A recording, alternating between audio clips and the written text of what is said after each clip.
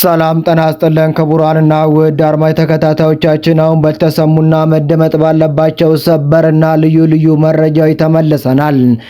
እንደተለመደው ሁላችሁም ቪዲዮን ላይክ አድርጋችሁ እስከ ዜናችን ፍጻሜ ድረስ አብራችሁ እንድትቆዩ በአክብሮት እየጋበዝን ለዛሬ ያዝንላችሁን ዋና መረጃዎችን በማስተዋወቅ እንጀምራለን። አሁን በደረሰን መረጃ መሰረት የኢትዮጵያ አየር ኃይል ተዋጊ ጀቶች በትግራይ ክልል ርዕሰ መዲና መቀሌ ሰማይ ላይ ድንገተኛና ዝቅተኛ በረራ ማድረጉን ተከትሎ በከተማዋ ነዋሪዎች ዘንድ ከፍተኛ መደናገጥና ስነ ልቦና ያለመረጋጋት ተፈጠረ። የኢትዮጵያ አየር ኃይል ተዋጊ ጀቶች ምንን አስመልክቶ መቀለ ሰማይ ላይ አሰሳ ሲያደርግ እንደነበር ከኢፌዴሪ መከላከያ ሰራዊት የወጣው ጥብቅ መረጃ እጃችን ደርሷል። በሚቀጥሉ ደቂቃዎች ውስጥ ወደ እናንተ የምናደርስ ይሆናል። እስከ ዜናችን ፍጻሜ ድረስ አብራችሁን ቆዩ። አሁን በደረሰን ሰበር ዜና መሰረት ከፍተኛው የኤርትራ ጦር ሰራዊት ድንበር ጥሶ በመግባት በትግራይ ክልል ከፍተኛ የሆነችውን ከተማ መቆጣጠሩ ተገለጸ። በዚህ ጉዳይም በህወሓት በኩልም ከፍተኛና እጅግ ጠንካራ ጽምዶ የተባለ ድርጅት መመስረታቸውም ተገልጿል። ዝርዝር መረጃውን ይዘናል፣ በሰፊው የምናስደምጣችሁናል። እስከ ዜናችን ፍጻሜ ድረስ አብራችሁን ቆዩም። እንዲሁም ለዚህ ታላቅ የዩቲዩብ ቻናል አዲስ ሆናችሁ ደግሞ ሁላችሁም ዩቲዩብ ቻናሉን ሰብስክራይብ በማድረግ እስከ ዜናችን ፍጻሜ ድረስ አብራችሁ እንድትቆዩ በአክብሮት እንጋብዛለን። የኢትዮጵያ ዜጎች ለማህበራዊ ፍትህ ኢዜማ በምስራቅ አርሲ ዞን በኦርቶዶክስ ተዋሕዶ እምነት ተከታዮች ላይ የደረሰው ማንነትና ሃይማኖትን መሰረት ያደረገ ዘግናኝ ጥቃትን አጥብቆ አወገዘም። ፓርቲው ባወጣው ወቅታዊ መግለጫ እስካሁን ማንነታቸው ባልታወቁ አካላት በርካታ ዜጎች መገደላቸውን፣ ቤተ ክርስቲያን መቃጠሉና ከጥቃቱ የተረፉ ደግሞ ከቀያቸው መፈናቀላቸውን ከመገናኛ ብዙሃንና ከሀገረ ስብከቱ መረጃ ማግኘቱን አስታወቀ። ኢዜማ ለዚህ አይነቱ ማንነትን መሰረት ያደረገ ጥቃት ዋነኛ መነሻ ብሎ የሚያምነው በማንነት ላይ የተመሰረተ ፖለቲካችን ነው ብሏል።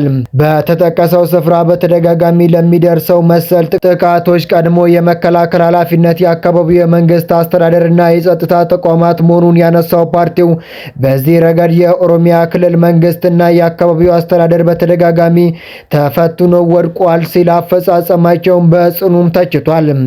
በመሆኑ መንግስት አስፈላጊውን ማጣራት በአፋጣኝ በማድረግ ኃላፊነት የሚወስዱ አካላትን ለይቶ አስተማሪና ህጋዊ የእርምት እርምጃ እንዲወሰድ ፓርቲው አሳሰበ። በማንነት ላይ የተመሰረተው ፖለቲካ ሙሉ በሙሉ አንድ በአንድ ሳያጠፋን መፍትሄ ማብጀት የሁሉም ባለድርሻ አካላት የቤት ስራ መሆኑንም ኢዜማ አስገነዘበ። ፓርቲው በመግለጫው ማጠቃለያ ላይ በዚህ ኢሰብአዊ ጥቃት ህይወታቸውን ላጡ ዜጎች የተሰማውን ጥልቅ ሐዘን በመግለጽ ለሟች ቤተሰቦች፣ ዘመዶች እንዲሁም ለመላው ኢትዮጵያ መጽናናትን ተመኝቷል። ትናንት ምሽት የኢትዮጵያ አየር ኃይል ተዋጊ ጀቶች በትግራይ ክልል ርዕሰ መዲና መቀሌ ሰማይ ላይ ድንገተኛና ዝቅተኛ በረራ ማድረጋቸውን ተከትሎ በከተማዋ ነዋሪዎች ዘንድ ከፍተኛ መደናገጥና ስነ ልቦና ያለመረጋጋትን ፈጠረ።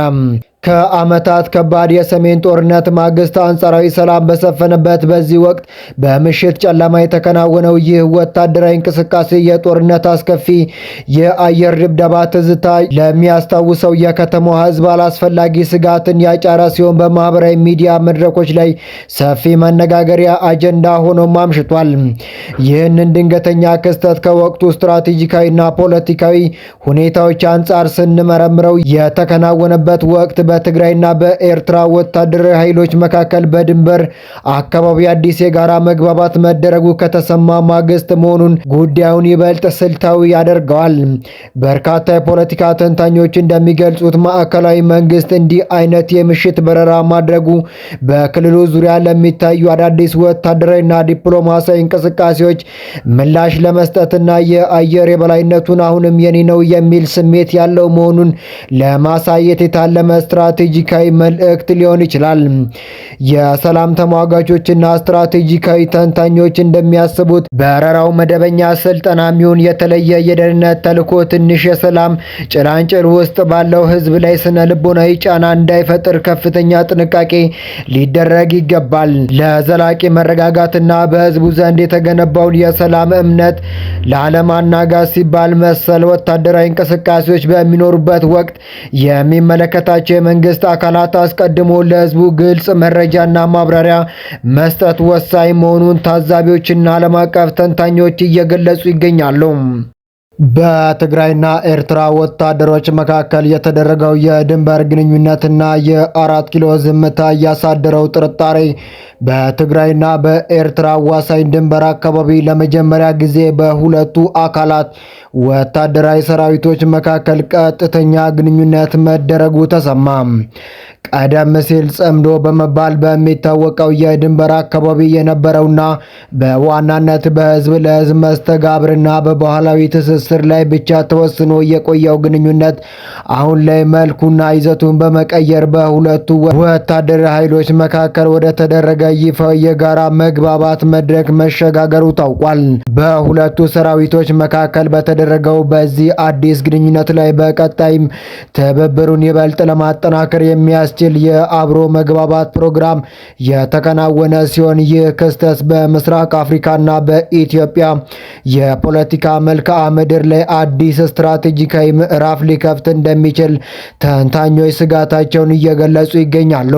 ይህ በድንበር አካባቢ የተጀመረው አዲስ ወታደራዊ ትብብርና መቀራረብ ከፕሪቶሪያው የሰላም ስምምነት ማግስት በክልሉ እየታዩ ባሉ የፖለቲካ ተለዋዋጭነቶችና የውስጥ ሽግግሮች ውስጥ ትልቅ ትርጉም የሚሰጥ ሲሆን የሰላም ስምምነቱን ተከትሎ በትግራይ ክልልና በማዕከላዊ መንግስቱ መካከል በተለያዩ አስተዳደራዊና የጸጥታ ጉዳዮች ላይ አለመግባባቶች በሚሰሙበት በዚህ ወቅት የክልሉ ታጣቂ ኃይሎች ከጎረቤት ሀገር ጦር ጋር ቀጥተኛ ግንኙነት መፍጠራቸው በክልላዊ ደህንነትና በድንበር ጥበቃ ረገድ አዳዲስ ስምምነቶች ሊኖሩ እንደሚችሉ ያመላክታል።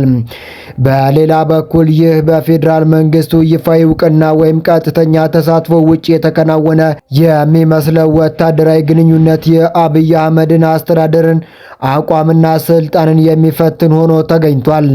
የሀገሪቱን የውጭ ግንኙነትና መከላከያ የመምራት ህገ መንግስታዊ ኃላፊነት ያለበት የ4 ኪሎ ማዕከላዊ መንግስት በሉዓላዊ ድንበር ላይ የተፈጠረ ስላለው የዚህ አዲስ ወታደራዊ ዲፕሎማሲ ሂደት እስካሁን ፍጹም ዝምታ መምረጡ በብዙዎች ዘንድ ጥያቄን አስነስቷል። መንግስት ጉዳዩን በዝምታ የተመለከተው በሂደቱ ላይ አስቀድሞ ስምምነት ስላለ ነው ወይንስ በክልሉ ላይ ያለውን የፖለቲካና የደህንነት የበላይነት እየላላ በመምጣቱ የሚለው ጥያቄ በቀጣይ በሚታዩ የመንግስት ይፋዊ ምላሾች እርምጃ የሚመለስ ይሆናል።